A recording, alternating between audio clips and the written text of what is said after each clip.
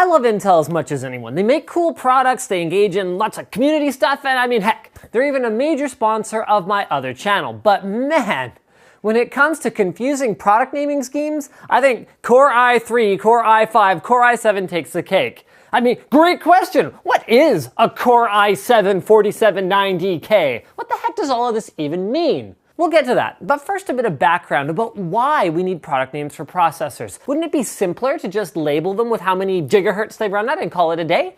Simpler, sort of, but at times actually even more confusing. For example, when the Pentium 4 launched, an equivalently clocked Pentium 3 was actually faster because it could do more work with each cycle. As a customer, I would expect the product with the higher number to be the better one. And therein lies the problem. Not all megahertz and gigahertz are created equal, and rating products that way is about like rating the performance of a car based on what RPM the engine runs at. It's not actually a real indication of how fast the processor is. But it happened. Now, one of AMD's attempts to move away from this started in the early 2000s with their PR, or performance rating naming scheme, where their processors were given a 4-digit model number that enthusiasts believe was based on the performance AMD felt that they delivered compared to an Intel CPU of that clock speed. But this fixed nothing. They were still indirectly naming according to clock speed, and it wasn't until Intel introduced the Core series, a line of CPUs that dramatically outperformed their predecessors at much lower clocks, that the megahertz war ended because Intel needed to shift their marketing away from frequency. So here's what we have today.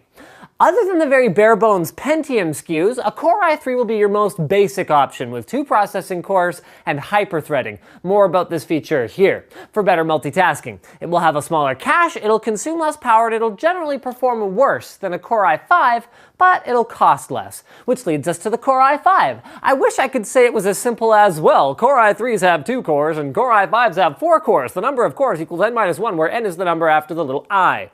But it's not. Mobile Core i5s have 2 cores and hyperthreading, while desktop ones, mostly, have 4 cores and no hyperthreading. But what they all have in common is improved onboard graphics and turbo boost, more about this feature here, for temporary performance enhancements when your system needs a little bit more oomph.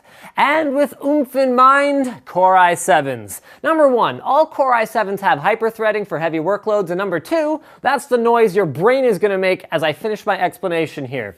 A Core i7 can have anywhere from 2 processing cores in an Ultrabook all the way up to 8 in a workstation. It might support anywhere from 2 sticks of memory all the way to 8, and it can have a TDP anywhere from around 10 watts all the way to 130 watts.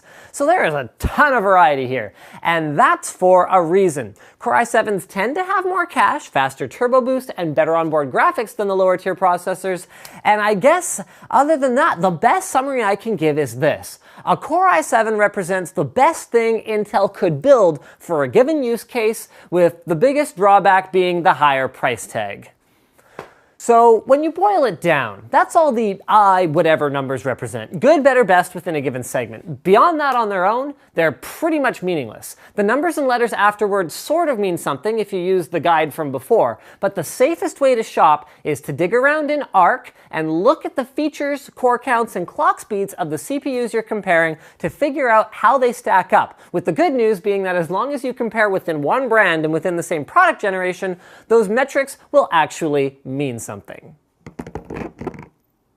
Speaking of mean, Fractal Design is back buying up all of my advertising inventory for the sole purpose of making me do stupid crap on camera for y'all instead of talking about the great quality and clean Scandinavian design of their PC cases, power supplies, and cooling products. Mind you, I don't know who to be mad at this point, because it was you, not Fractal, who posted, "Let's make them do the sponsor spot on Helium" on their Facebook page. I mean, thanks a lot, guys. I mean, genuinely thanks for watching, guys. Like or dislike the video accordingly. Leave a comment with suggestions for future Fastest Possibles. And as always, don't forget to subscribe if you haven't already.